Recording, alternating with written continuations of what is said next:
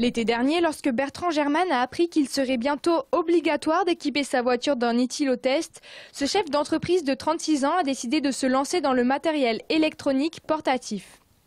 Aujourd'hui, le patron d'Ethylo n'est pas plus inquiet. Pour lui, cette annonce du ministre de l'Intérieur n'est qu'un simple report de l'entrée en vigueur de la loi sur les éthylotests.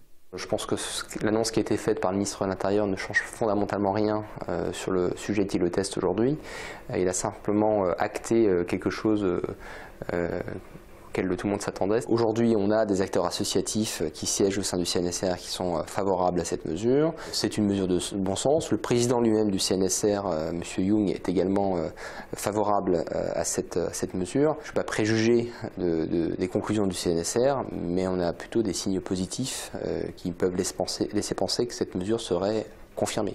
Fabricant et distributeur à la fois, Ethylo a tout de suite trouvé de nombreux distributeurs. Mais, depuis le 27 novembre, date à laquelle le gouvernement a repoussé cette mesure une première fois, ceux-ci se montrent de plus en plus réticents. C'était des réseaux très demandeurs, ce sont devenus des réseaux extrêmement frileux du fait de l'hésitation des pouvoirs publics sur ce sujet.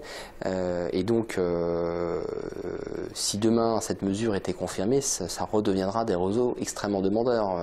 Les principaux réseaux de distribution automobile en France sont très impliqués dans la mise à disposition de ce type de produit auprès du consommateur. Même s'il est confiant, Bertrand Germain ne cache pas l'inquiétude et la difficulté de développer ses éthylotests et son entreprise dans ces conditions. Ça génère un manque de sérénité et on a du mal à se projeter dans l'avenir parce que, si vous voulez, quand vous êtes à la fois en train de lancer un super produit et puis de l'autre côté en train de vous dire mais ça se trouve dans 3 mois, je ne serai plus là pour en assurer le développement. C'est un peu perturbant. Inquiets, les salariés regrettent le manque de continuité des pouvoirs publics.